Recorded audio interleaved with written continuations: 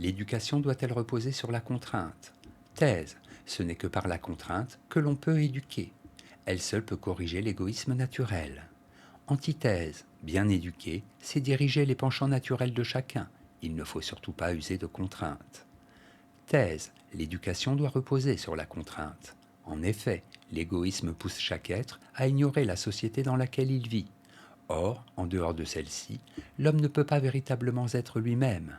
L'éducation doit contraindre l'enfant à devenir une personne libre. Premier argument, contraindre, c'est vaincre l'égoïsme. Le rapport à autrui constitue l'un des grands thèmes de la philosophie de Fichte.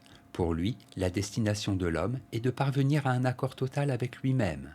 Pour cela, il doit vaincre toute forme d'égoïsme. Autrui est un autre moi. Il est aussi libre et raisonnable que je le suis moi-même. L'égoïsme va à l'encontre de la société, sans laquelle pourtant l'homme ne peut pleinement se réaliser. Deuxième argument, l'éducation libérale doit être condamnée. La finalité de l'éducation est de moraliser les hommes, c'est-à-dire de les conduire à reconnaître mutuellement qu'ils sont des êtres libres. Cette fin, de la plus haute importance aux yeux de Fichte, justifie tous les moyens. Une éducation libérale ne peut que favoriser l'égoïsme naturel de chacun. S'en remettre au libre arbitre de l'élève est une erreur fondamentale. Troisième argument, la raison n'est pas une vertu naturelle. Les hommes sont appelés à vivre un jour sous le seul gouvernement de la raison.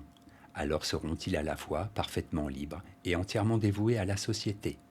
Mais un tel progrès n'est possible que si l'éducation a recours à la contrainte et aux sanctions pour vaincre l'égoïsme naturel de chaque élève, dont l'esprit doit, dès le plus jeune âge, être soumis à des règles fixes et sûres.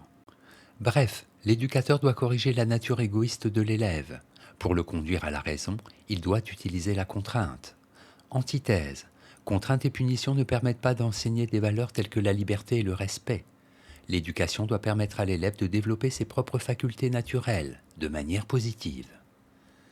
Premier argument, le châtiment n'a jamais eu de valeur pédagogique. Nietzsche, dans la généalogie de la morale, écrit « Le châtiment endurcit et refroidit, il concentre, il aiguise le sentiment d'être étranger. Plus un élève est contraint, plus il est puni, plus il a l'impression d'être victime d'une injustice et plus il aura tendance à se révolter contre l'autorité pédagogique. Cette dernière, à son tour, multipliera les brimades, transformant le rapport maître-élève en un rapport de force.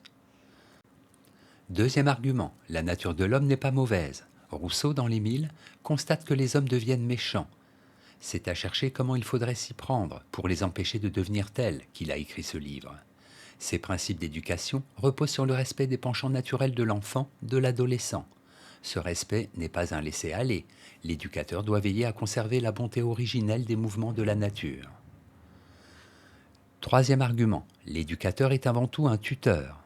En horticulture, un tuteur est ce qui soutient la croissance d'une plante. Il en va de même du rôle de l'éducateur. Il n'a pas pour tâche d'aller contre la nature de l'élève. Il doit simplement lui permettre de se développer harmonieusement et de se perfectionner. Car, dit Rousseau, tout est bien sortant des mains de l'auteur des choses, l'Émile. En bref, la contrainte n'est pas une bonne méthode éducative. L'éducateur doit diriger sans brimer. C'est ainsi qu'il obtiendra les meilleurs résultats. Synthèse. La défaite de la Prusse face aux armées de Napoléon, les territoires annexés après la paix de Tilsit, sont deux événements qui ont conduit Fichte à croire qu'il devait réveiller le sentiment patriotique de ses concitoyens.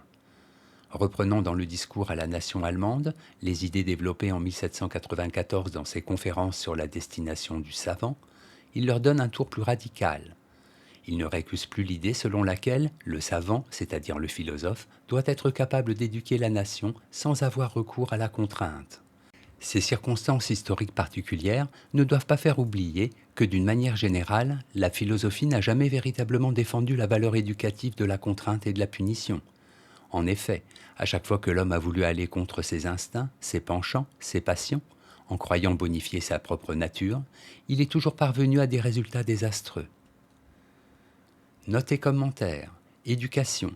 Les problèmes liés à l'éducation sont des problèmes qui intéressent directement la philosophie politique et morale. En effet, c'est bien sur l'éducation que repose l'avenir, l'équilibre et la force d'un pays.